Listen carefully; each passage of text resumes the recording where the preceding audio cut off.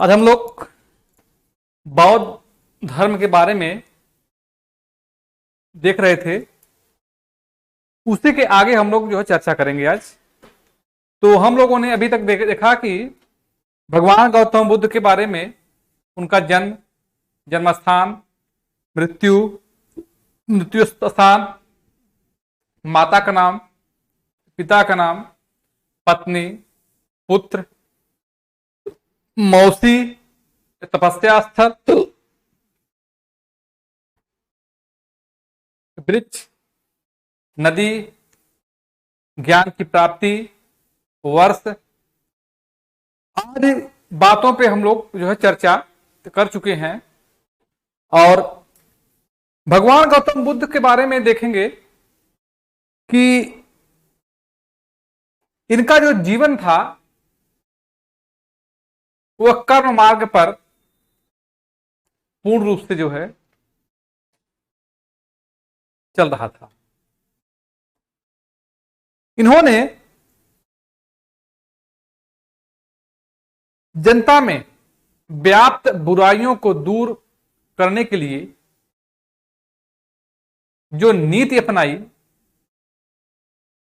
धर्म के प्रति लोगों को उजागर किया, उसी के देख रेख में धार्मिक आंदोलन शुरू होता है। तो हम लोग अब तक देख चुके हैं कि धार्मिक सुधार आंदोलन में जैन धर्म, और दूसरा पार्ट आज रहेगा बौद्ध धर्म का। और बौद्ध धर्म में देखेंगे कि भगवान गौतम बुद्ध का शिष्य, उसी जो है क्रम में हम आज फिर आगे जो है बढ़ेंगे। तो देखते हैं इनके शिष्य के बारे में। शिष्य कौन था?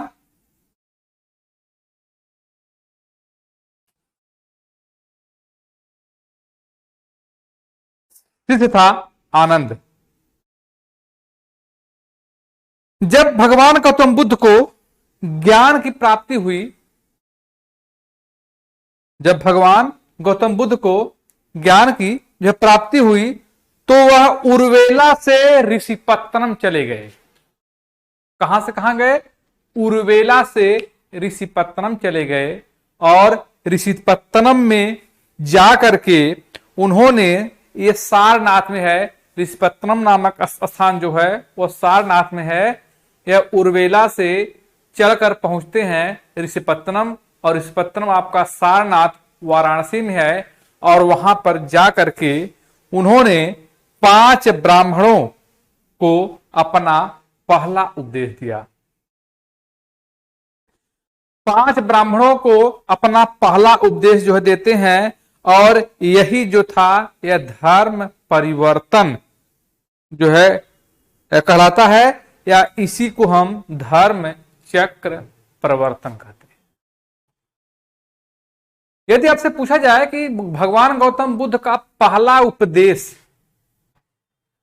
कहां पर हुआ था, तो प्रथम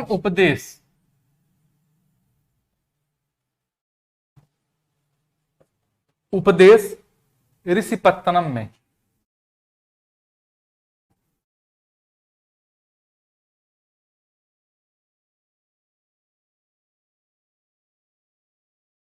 सारनाथ वाराणसी में भगवान गौतम बुद्ध का पहला उपदेश ऋषिपत्तनम नामक स्थान पर सारनाथ में पहला उपदेश जो है इनका यहीं पर होता है। और यह जब इन्हें संबोध ज्ञान की प्राप्ति होती है, तो उस ज्ञान की प्राप्ति के बाद इन्होंने उर्वेला से सीधा ऋषिपत्तनम आते हैं। और ऋषिपत्तनम नामक स्थान पर वाराणसी में रह करके 5 ब्राह्मणों को, जो कितने ब्राह्मणों को संख्या पूछेगा तो 5 ब्राह्मणों को अपना पहला उपदेश देते हैं। तो यहां पर है, शिष्य कौन थे? आनंद थे। और ये पहला उपदेश, प्रथम उपदेश जो है कहां पर दिए थे? ऋषिपत्तनम नामक स्थान पर दिए थे। और किसे जो है दिए थे? तो ये 5 जो है ब्राह्मणों को अपना पहला उपदेश ऋषिपत्तनम नामक स्थान पर दे देते हैं। ठीक, तो पहला उपदेश इनका कहां पर होता है?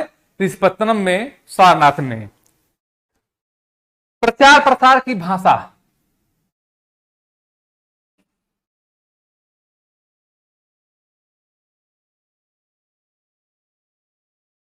जो प्रचार प्रसार की भाषा थी वह थी पाली भाषा। भाषा के रूप में देखा जाएगा तो पाली भाषा। जो प्रचार प्रसार की भाषा थी वह पाली भाषा थी। और विश्व बौद्ध धर्म सम्मेलन का आरंभ कहां से होता है? तो विश्व बौद्ध धर्म सम्मेलन आरंभ कहां से? विश्व बौद्ध धर्म सम्मेलन का आरंभ कहां से होता है? तो यह होता है आपका सारनाथ से। प्रथम विश्व बौद्ध धर्म सम्मेलन कहां से शुरू होता है?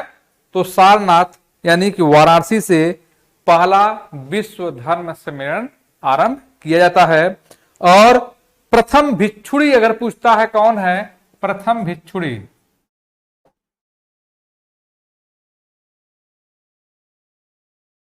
तो प्रथम भिक्षुणी के रूप में प्रजापति गौतमी, इनकी जो मौसी थी, सौतेली मां थी, प्रजापति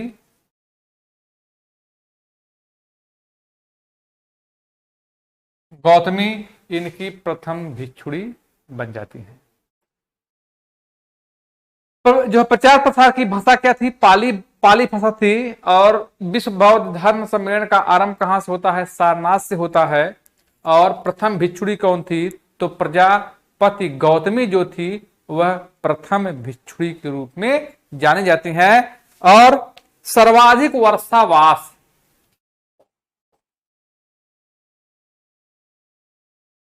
सर्वाधिक वर्षावास, सर्वाधिक वर्षावास जो था वह श्रावस्ती के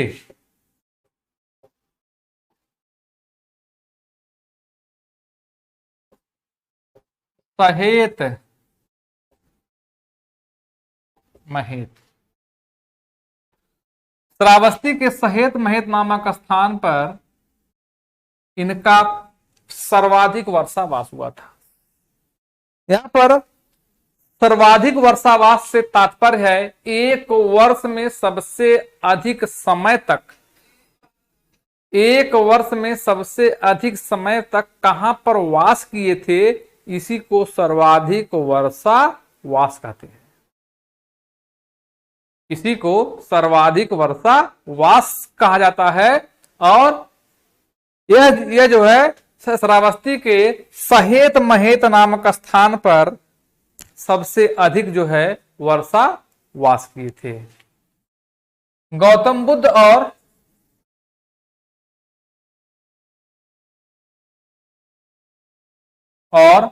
महावीर जैन का मिलन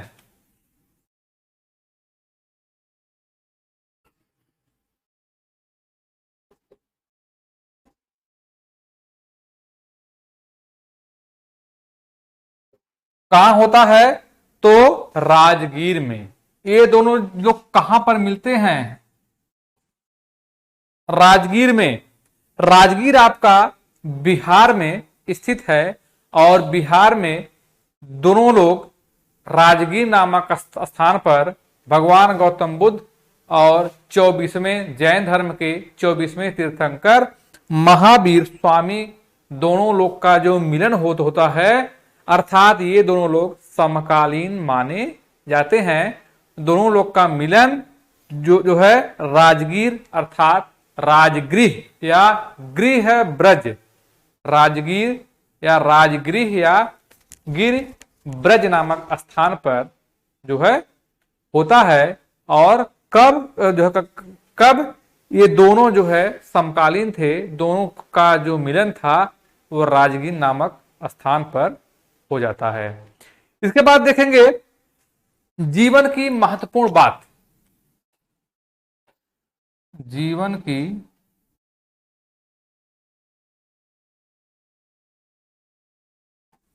महत्वपूर्ण बात। भगवान गौतम बुद्ध से संबंधित इनके जीवन की महत्वपूर्ण बात पर हम ध्यान देंगे तो इस पर जो है देखा जाएगा कि इनका जन्म, ज्ञान की प्राप्ति और मृत्यु। जन्म, ज्ञान की प्राप्ति और मृत्यु तभी हुई थी बैसाखी पूर्णिमा के दिन। सबसे महत्वपूर्ण बात है कि इनके जीवन की जो सबसे मुख्य बात है वह आपका है कि ये जो है इनके जीवन से संबंधित जो मुख्य बात है, जन्म, ज्ञान की प्राप्ति और जन्म, ज्ञान की प्राप्ति और मृत्यु तीनों जो है बैसाखी पूर्णिमा के दिन होता है। इसके बाद देखेंगे बौद्ध संगति, इस पर हम लोग चर्चा जो करेंगे। तो देखते हैं इनके जो शिष्य कौन थे। आनंद थे। प्रथम उपदेश जो है श्री ऋषिपत्तनम में सारनाथ में 5 ब्राह्मणों को पहला उपदेश दिया था और इनके प्रचार प्रसार की भाषा जो थी वह थी पाली भाषा। और विश्व बौद्ध धर्म सम्मेलन का प्रारंभ कहां से हुआ था? ये सारनाथ से हुआ था। और पहली इनकी भिक्षुड़ी कौन बनती हैं? तो इनकी मौसी अर्थात सौतेली माता प्रजापति गौतमी जो है इनकी भिक्षुड़ी बनती हैं। और सर्वाधिक वर्षावास जो कहां पर किए थे? तो श्रावस्ती के सहेत महेत नामक स्थान पर सर्वाधिक वर्षावास किए थे। और गौतम बुद्ध और महावीर जैन का मिलन स्थल कहां पर हुआ था? दोनों लोग कहां पर मिले थे? तो राजगीर नामक स्थान पर दोनों लोग मिल जाते हैं। इसके बाद फिर देखते हैं इनके जीवन की महत्वपूर्ण बात क्या थी। तो इनके जीवन की महत्वपूर्ण बात है जन्म, ज्ञान की प्राप्ति और मृत्यु तीनों जो है बैसाखी पूर्णिमा, तीनों जो है बैसाखी पूर्णिमा के दिन हो जाता है।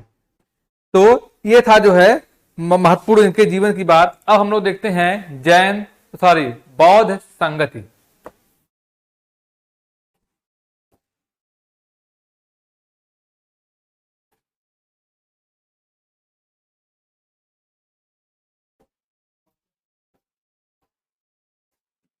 बौद्ध संगति,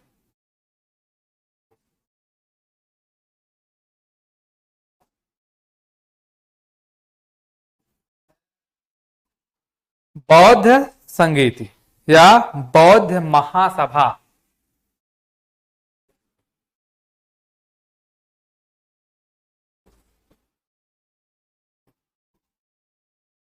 देखते हैं क्रम संख्या।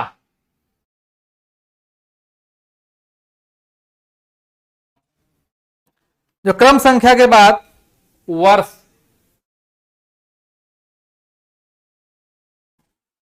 के बाद देखते हैं आयोजक।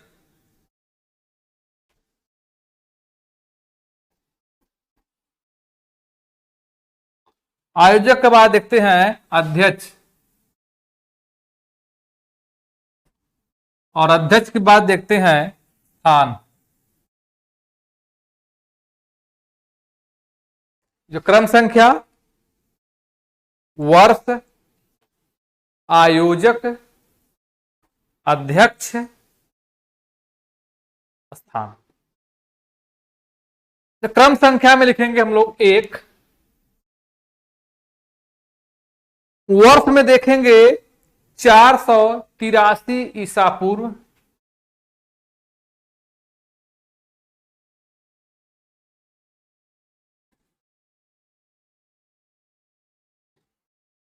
चार सौ तिरासी ईसा पूर्व। आयोजक थे अजात शत्रु। आयोजक मतलब शासक थे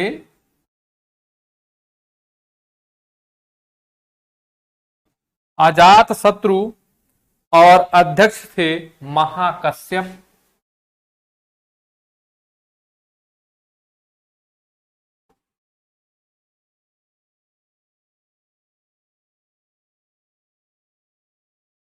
महाकश्यप और स्थान था राजगृह। राजगृह का स्थान था। और दूसरी बौद्ध संगत को देखेंगे तो दूसरी बौद्ध संगत जो थी वह थी 383 ईसा पूर्व।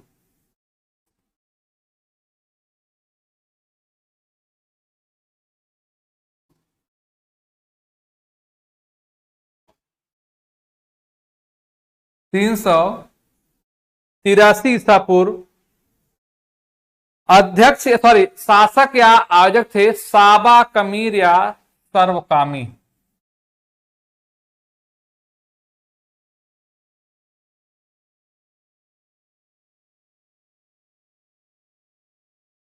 सर्वकामी। और जो शासक जो अध्यक्ष के रूप में थे, अध्यक्ष थे सॉरी सुधार करिए,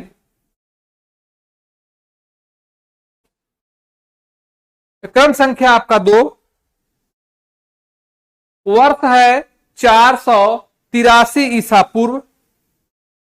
शासक थे काला अशोक।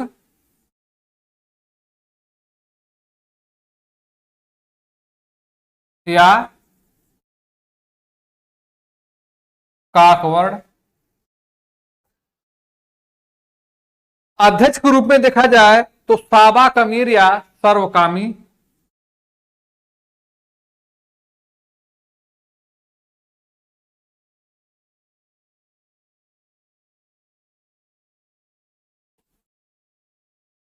और जो स्थान था वह था जो है वैशाली बिहार में।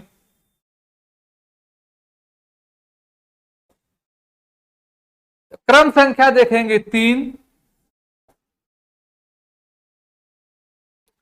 वर्ष इनका है 251 ईसा पूर्व।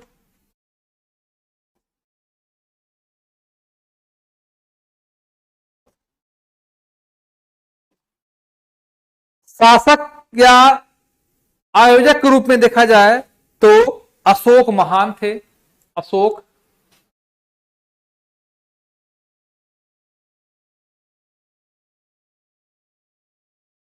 अध्यक्ष के रूप में देखा जाए, अध्यक्ष के रूप में देखा जाए तो मोगलपुत्र किस थे?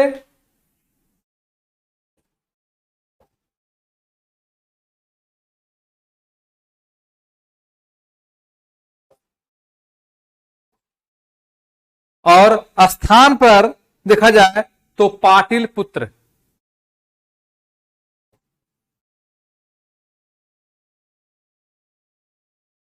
पाटिलपुत्र जो है इनका स्थान के रूप में था, पाटिलपुत्र था स्थान के रूप में। और चौथी बौद्ध संगत जो हुई थी, चौथी थी प्रथम शताब्दी ईस्वी। प्रथम शताब्दी ईस्वी।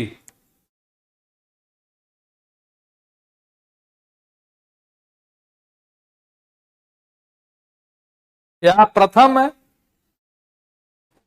प्रथम सदी ईस्वी। इसमें देखेंगे इसके जो अध्यक्ष थे कनिष्क के समय में, या सॉरी शासक के रूप में कौन थे? कनिष्क। शासक के रूप में कनिष्क थे। अध्यक्ष के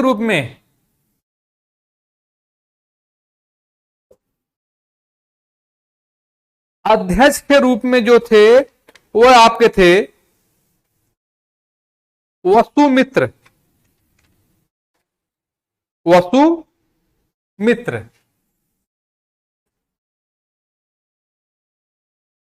और उपाध्यक्ष के रूप में अश्वघोष।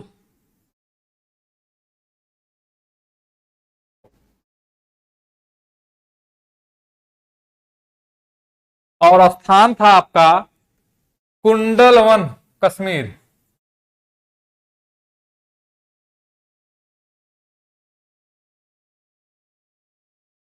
कुंडलवन, कश्मीर। ये चारों बौद्ध संगत जो हुई वह जो है महत्वपूर्ण बातों को लेकर हुई। हम देखते हैं कि पहली बौद्ध संगत में सुत्त पिटक और अभिधम्म पिटक और विनय पिटक की चर्चा की गई है। सुत्त पिटक, अभिधम्म पिटक और विनय पिटक की जो चर्चा हुई है वो आपकी है प्रथम बौद्ध संगति में। द्वितीय बौद्ध संगत में देखेंगे अस्थाविरवाद और महासंघक का उल्लेख किया गया है। द्वितीय बौद्ध संगत में अस्थाविरवाद और महासंघिक का उल्लेख किया गया है। अस्थाविरवाद और महासंघक का उल्लेख जो है था, जो अस्थाविरवाद में था, इसमें थे महाकच्चायन और महासंघिकवाद में महाकश्यप के अध्यक्ष के रूप में माना गया है। तीसरी बौद्ध संगत में बहुत ज्यादा उल्लेख नहीं मिलता है, लेकिन चौथी बौद्ध संगत जो थी वह आपकी हीनयान, महायान, सहस्त्रयान और ब्रजयान के शाखाओं में विभक्त हो जाती है। तो हमें परीक्षा की दृष्टि से बस इतना ही देखना है कि ये चारों बौद्ध संगति कब हुई, कहां हुई, इसके कौन कौन से अध्यक्ष हैं, कौन कौन से शासक थे, शासकों का कार्य क्या हुआ, इसमें जो है किस बात पर जो है चर्चा हुई, इसका बहुत ज्यादा उल्लेख हमें नहीं करना है और न ही इस पर कोई बहुत ज्यादा विशेष ध्यान देना है। लेकिन जहां से क्वेश्चन पूछेगा वो आपका बौद्ध संगति से है, तो पहली बौद्ध संगति, दूसरी बौद्ध संगति, तीसरी बौद्ध संगति, चौथी बौद्ध संगति। चारों बौद्ध संगतियों का उल्लेख कहां पर है और किस बात पर हुआ है। पहली बौद्ध संगति 483 ईसा पूर्व, आयोजक या शासक थे अजातशत्रु और अध्यक्ष के रूप में देखा जाएगा तो महाकश्यप और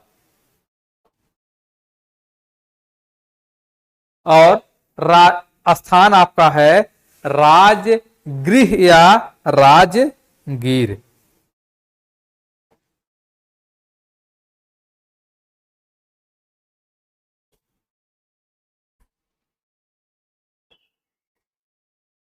दूसरी बौद्ध संगत को देखा जाएगा तो 383 ईसा पूर्व, दूसरी बौद्ध संगत पर देखा जाए तो 383 ईसा पूर्व और जो शासक यानी आयोजक था वह था आपका कालाशोक या काकवर्ण और अध्यक्ष था साबा कमीर या सर्वकामी। स्थान था इसका वैशाली अर्थात बिहार में। और तीसरी बौद्ध संगत जो थी वह 251 ईसा पूर्व की थी और इसमें आयोजक था अशोक और अध्यक्ष था मोगली पुत्र तिस्य और इसका स्थान था पाटलिपुत्र और दूसरे का था वैशाली, पहले का था राजगिरी। चौथा जो हुआ था वह प्रथम शताब्दी ईस्वी में हुआ था और इसके जो आयोजक थे वो थे कनिष्क थे और इसमें अध्यक्ष और उपाध्यक्ष दो। यदि पूछा जाए आपसे कि किस बौद्ध संगत में अध्यक्ष और उपाध्यक्ष दो मिलते हैं। कौन से ऐसी बौद्ध संगत थी जिसमें अध्यक्ष और उपाध्यक्ष दो हैं? तो आपकी चौथी बौद्ध संगति, अध्यक्ष के रूप में वसुमित्र और उपाध्यक्ष के रूप में अश्वघोष को माना जाता है। इसके बाद स्थान कहां था? कुंडलवन, कश्मीर में। कभी कभी पूछता है क्वेश्चन आपसे, अगर डीप में पूछा जाए, थोड़ा सा क्वेश्चन हट कर देखते हैं कि वसुमित्र की रचना क्या है? रचना देखा जाएगा, वसुमित्र की जो रचना है वो महाविभास शास्त्र, महाविभास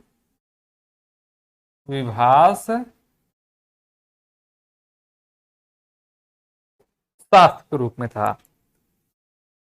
जो वसुमित्र की रचना थी वह महाविभास शास्त्र के रूप में है, और जो अश्वघोष की रचना है, अश्वघोष की,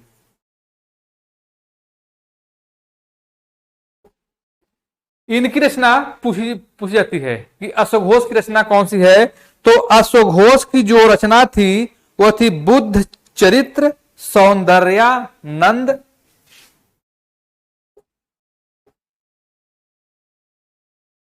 बुद्ध चरित्र सौंदर्यानंद और सारिपुत्र प्रकरण, सारिपुत्र प्रकरण। अश्वघोष की रचना थी बुद्ध चरित्र सौंदर्यानंद और सारिपुत्र प्रकरण, जबकि वसुमित्र की रचना थी महाविभास शास्त्र। महाविभास शास्त्र जो है, इनकी जो है रचना होती है। तो ये था आपका चारों बौद्ध संगति। किस बौद्ध संगति के दो अध्यक्ष और उपाध्यक्ष के रूप में थे? तो चौथी बौद्ध संगति जो थी उसमें अध्यक्ष और उपाध्यक्ष दो थे। अध्यक्ष के रूप में थे वसुमित्र और उपाध्यक्ष के रूप में थे अश्वघोष। वसुमित्र की जो रचना थी वह थी महाविभास शास्त्र, और जो अश्वघोष की रचना होती है वह थी आपकी बुद्ध चरित्र सौंदर्यानंद और सारिपुत्र प्रकरण, इनकी रचना होती है। इसके बाद देखेंगे कि इनके जीवन से संबंधित, गौतम बुद्ध के जीवन से संबंधित कुछ प्रतीकों को माना गया है। अभी हम उस पर चर्चा कर लेते हैं।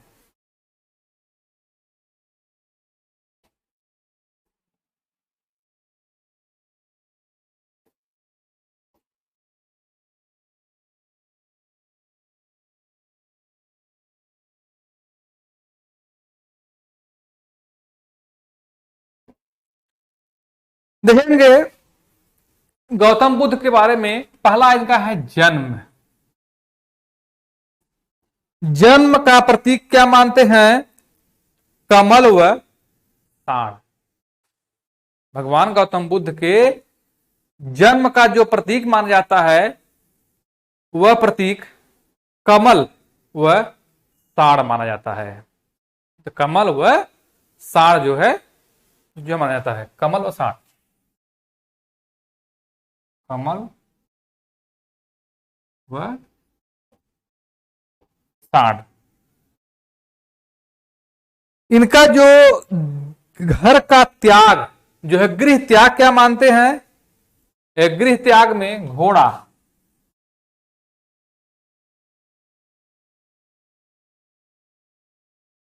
का प्रतीक क्या माना जाता है? घोड़ा को मानते हैं। ज्ञान की प्राप्ति का प्रतीक क्या मानते हैं? ज्ञान की जो है प्राप्ति पीपल या कहते हैं पीपल या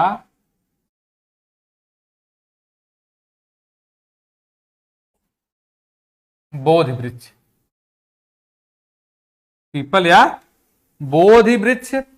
और निर्वाण क्या मानते हैं इनके निर्वाण का जो है प्रतीक क्या है? निर्वाण का जो प्रतीक है वो है पद चिन्ह।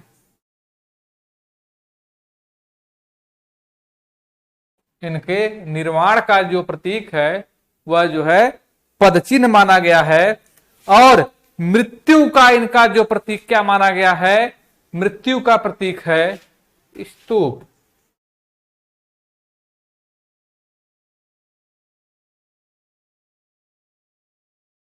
स्तूप माना गया है। ये 5 चीजें भगवान गौतम बुद्ध से संबंधित जो है मानी गई हैं। तो पहला था इनका जन्म, जो जन्म था वह कमल व साण को माना गया है।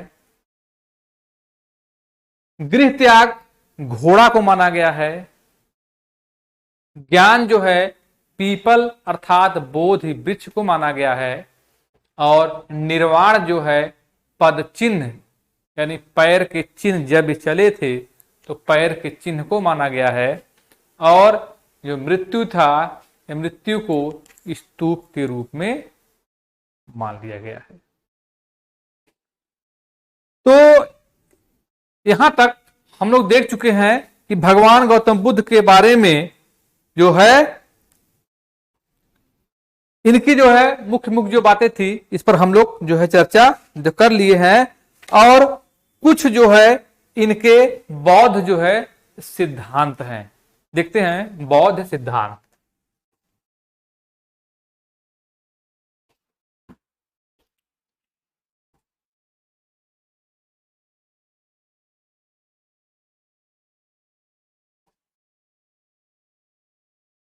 बौद्ध सिद्धांत, बौद्ध सिद्धांत में जो है पहला पॉइंट है पंचशील का सिद्धांत। इन्होंने पहला शब्द दिया था, बौद्ध सिद्धांत का पहला सिद्धांत है पंचशील का सिद्धांत। दूसरा है अनार्यवाद और तीसरा है अनित्यवाद और चौथा है क्षणिकवाद और पांचवा है प्रतीत समुत्पाद। जो बौद्ध सिद्धांत थे वह 5 जो है श्रेणियों में रखे गए थे। 5 जो है इनकी कैटेगरी जो है बताई गई थी। तो पहला था आपका जो है पंचशील का सिद्धांत, पहला था पंचशील का सिद्धांत। दूसरा था अनार्यवाद का सिद्धांत। तीसरा था आपका अनित्यवाद का सिद्धांत। चौथा था आपका क्षणिकवाद का सिद्धांत और पांचवा था प्रतीत समुत्पाद का सिद्धांत। इसके अलावा देखेंगे कि बौद्ध धर्म में जो शिक्षाएं हैं, शिक्षाएं का भी उल्लेख किया गया है। बौद्ध धर्म की शिक्षाएं, जो बौद्ध धर्म की शिक्षाएं हैं उन पर भी विचार किया गया था। तो इसमें 4 आर्य सत्य को बताया गया है। 4 आर्य सत्य, 4 आर्य सत्य को जो है बताया गया है। और वो 4 आर्य सत्य कौन से हैं इस पर हम लोग देखते हैं। 4 आर्य जो सत्य हैं वह आपका है दुख है।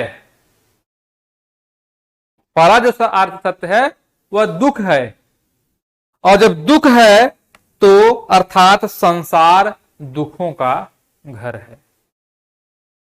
पहला है दुख है। दूसरा है दुख का कारण। दूसरा दुख का कारण, पहला तो है दुख है, दूसरा है दुख का कारण और तीसरा है आपका दुख को दूर करने का उपाय। दुख है, दुख का कारण है, दुख को दूर करने का उपाय। और चौथा है तृष्णा। तृष्णा अर्थात दुख को दूर कैसे करेंगे। ये 4 आर्य सत्य के रूप में दिखा गया है। तो भगवान गौतम बुद्ध के बारे में इतना ही, और फिर अगली टॉपिक पर हम लोग अगली बार चर्चा जो करेंगे। तब तक के लिए धन्यवाद।